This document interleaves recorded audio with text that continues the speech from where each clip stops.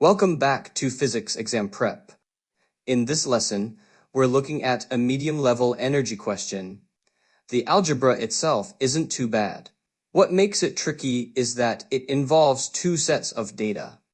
That means the challenge here is less about manipulation and more about keeping your information neat and organized. You might want to pause and try it yourself first. Alright, let's go through it together. Did you try to organize the data? This is one of those problems that can feel messy at first. Remember what we said earlier?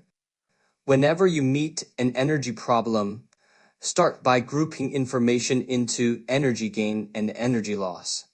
Now let's level that up. Think in terms of energy flow. Energy can't be destroyed. It only changes form. Here, the kinetic energy of the cart is fully converted into work done against friction. In other words, all of that motion energy gets spent overcoming friction and producing heat. Since we've got two carts, let's arrange things clearly in the table. For cart 1, the initial speed is v. Its kinetic energy is 1/2 times m times v squared. It moves a distance d against a frictional force F and stops. That means all of its kinetic energy is used up doing work against friction. For cart 2, the initial speed is u. Its kinetic energy is 1/2 times m times u squared. It moves the same distance d, but friction force is halved, F over 2. These two quantities can be used to calculate the work done for cart 2. So both cards follow the same energy conversion idea. Kinetic energy turns into work against friction. The only difference is the frictional force. Take your time with this. Don't rush. Pause the video if you need a moment. Now that the information is organized, here's a plan. Let's first apply the idea of conservation of energy. The decrease in kinetic energy of the cart must equal to the work done against friction. Then for cart 1, we have 1/2 mv squared equals to Fd. Remember, the equation for work done is force on the object times the distance traveled by the object.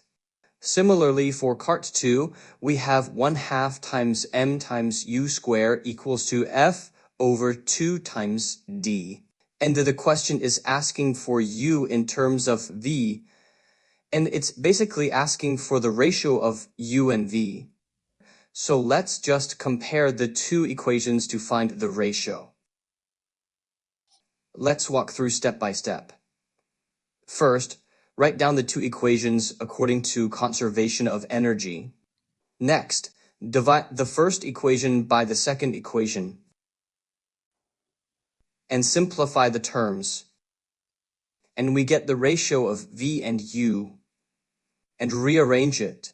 We get the final answer. The answer is B. Now let's have a quick recap. First, the key step is to group the information into two cases. Second, think about the energy conversion happening. Once you see that, it points you straight to the right energy equation.